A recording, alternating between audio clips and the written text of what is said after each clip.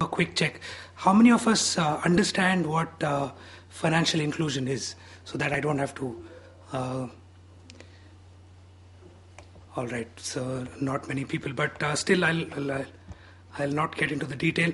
I represent an organization called as ISECT. We are primarily an education organization. We provide education, training, citizen services and e-governance in semi-urban and rural parts of India. So that's what we do generically. And we've been doing this for the last 27 years and primarily focusing on rural and semi-urban India. And while we've been working all these years, we have about 10,000 centers and we work across all states in the country, and we provide various services in various parts across the country. And some of the awards that we've won, I won't go through that. Okay, let me come directly to the problem statement that we were trying to address. Primarily, there were three basic issues. One is the set of issues which we all know as to why we need financial inclusion in the country, which is primarily mentioned here. You know, many of the farmers, marginal farmers, landless farmers, migrants, don't have the access to financial products. They don't have bank accounts, they don't get credit, there's no provision for them to do savings, etc., right? So we know this problem. And in villages, there are no banks, so there is no place for them to go.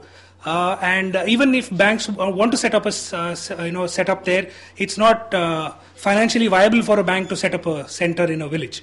And not only that, there are some basic problems of power, connectivity, all of that is already there. So this is one huge set of problem that was there. Second is we are part of a scheme called as Common Service Center Scheme.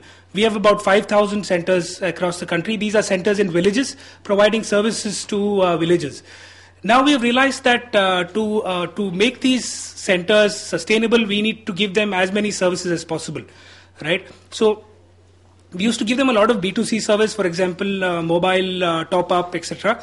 And what we've realized is one of the most important tool for them would be financial inclusion products in the services, where they would be banks in that village. And you can imagine if a small kiosk is there in a bank in a village, and if it's a bank, its status would be tremendous, and the impact that it would have in the village also would be very high. So that was another problem that we are trying to resolve. And last but not the least was the fact that we are training institute by nature, and we train about 100,000 people every year, 100,000 students, and each of these students, we realized that they don't have access to banking and their families don't have access to banking. So it was very imperative for us to help them get into banking, help their parents and family get into banking, tell them about savings, etc., etc. So all of this was problem that we were facing, and the common solution that we came about was financial inclusion. And that's the road that we had embarked a couple of years ago, and I'm happy to tell you that it's been pretty successful as on today. So we thought that we are perfect to resolve this issue, because we already had the centers in villages providing training, and we wanted these centers to have as many services as possible, and FI was the perfect fit for us to put on top of these centers. The objective obviously was to provide comprehensive financial services to the underprivileged in the village. The banks also wanted to do this because they wanted to get into the villages, and they found this very synergistic, because we were already there and it was easy for them to ride on our network. And working with us would have been the least cost, because there was no infrastructure cost that bank need to put in, because we were already there. The centers already had computers, internet, etc. So for us it was up and running in no time. So that was the objective of the project, and these are the various services that we provide in the financial inclusion space. Business correspondence, business facilitators, I'll quickly touch upon that. We provided insurance services, PAN cards, Kisan credit cards, remittance kiosk. We even provided internet banking on, ATM machines on mobile vans. So when I say business correspondent, business facilitators, in a village, a villager used to villager walks into our centers, and he opens accounts, he does cash collection, he does remittance, we process loans for him. So for a villager, my center is like a bank. So and we've realized that that was a huge impact that we've made on villages that we've been working on. And these are the various services that we offer. And in my center, it's not only the FI service that we give. We also help him with a lot of B2C, G2C services. So at the end of the day, the villager has to just walk into one kiosk, and he gets whatever services is basically needed and could be provided through the internet channel.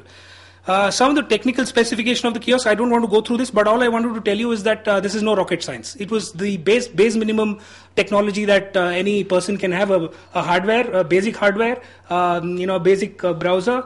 One biometric device we wanted to give him because all the accounts were opened using biometric device, and villagers, we know they can't sign and all of that. So everything is biometric. Account opening is biometric, cash remittance, cash deposit, everything is biometric. And one web camera and a mobile device to capture photograph. So the very basic minimum infrastructure and whole host of services. We worked with banks like SBI and Bank of India, and all our SBI has opened up its core banking services with us, and we provide SBI services in most of these villages. And the most important part, all of these centers that are there across the country that I have spoken about, they're all entrepreneurs. We have selected entrepreneurs who we feel are capable of running these centers. And you'd be amazed to see the amount of money that they're earning. This is the figure of the earning that they'd got, not last month, the month before that. Last month we have not yet compiled. So people earning up to 70,000 rupees a month. No joke, right, in a village. So these are the top 10, of course. Not everybody earns so much. On an average, they earn about 5,000 rupees per month. And believe you and me, 5,000 rupees in a village per month is a decent income. So we believe that we've done a tremendous impact on those villages that we are working on.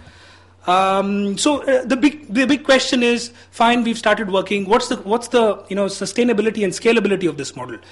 It's just been 2 years that we've been working on this. I'll give you the figures of and the results that we've got, but this is a highly scalable and a sustainable model because the entire concept is multipurposeness. It's not only FI, he does a whole host of educational services that we provide. He does B2C services. We also try and give him G2C services as much as possible.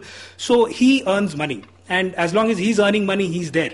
And as long as he's a bank, people respect him. As long as people respect him in a village, I don't think he needs anything more in a village. Respect is one of the biggest things that they look forward to. And of course, we ensure that one of the key tasks for us is to select the right entrepreneur in a village. So that's the first task that we do, and we make sure that we get that right. We have about 581 kiosks as on today, and we are expecting to open 400 more in the next 5 months. The banks are very happy to work with us because of the results. We've opened about 5.5 lakh bank accounts, and total transaction worth 225 crores in the last 2 years. So you can imagine the amount of transaction that is going on through these kiosks. Those are objective numbers that we have. Subjectively, of course, easy access of funds to farmers and villages, marginalized farmers, of course. Financial literacy, we ensure that each of them understand what savings mean, what opening a bank account mean, why should they save, etc. So we do these programs regularly in many villages. And easy transfer of money for villages. And interestingly, we've seen a lot of places where we've opened kiosks. There's a whole ecosystem that is developed across the kiosk. Now there are vegetable vendors. There's a small kirana store because people have realized, hey, this is the place where people come to deposit and withdraw money. So that's the place where money is available, and a small ecosystem is developed. So a lot of things have transpired from this particular project, and we are very happy to have done this and continue to do this. But of course, it comes with a lot of challenges. Not everything is hunky-dory. Expectations are huge. Everybody, all the stakeholders, including the villagers, of course, they want everything easy. Poor connectivity, the power problems continue to exist. I'm hoping that from today morning's discussion, in a year and a half, every village will have high bandwidth connectivity. Interoperability is another problem. If my villager opens a State Bank of India account, if he goes to another place, another village, and if he has a central bank account, there are still problems there at the grassroots level. There are technical problems. Of course, there are some systemic problems as well. But these are problems, some we can, some we can't, but that's not stopping us from moving forward. We are well on our way to open 400 more kiosks. And some of the centers, this is how a typical center looks like. A small place, and you see the SBI board there. So he thinks that that's an SBI bank, and he walks into that. And the one on the right hand bottom is the van that we carry with an ATM machine, which goes from village to village. Typically, we cover about 6 villages a day. So so this gives you a view or a snapshot about what IFI is. And hopefully we will cover many more. There are many other who with me who are trying to embark on this journey, and hopefully in a few years we cover all the villages across the country and provide financial inclusion to all of them. Thank you. Thank you.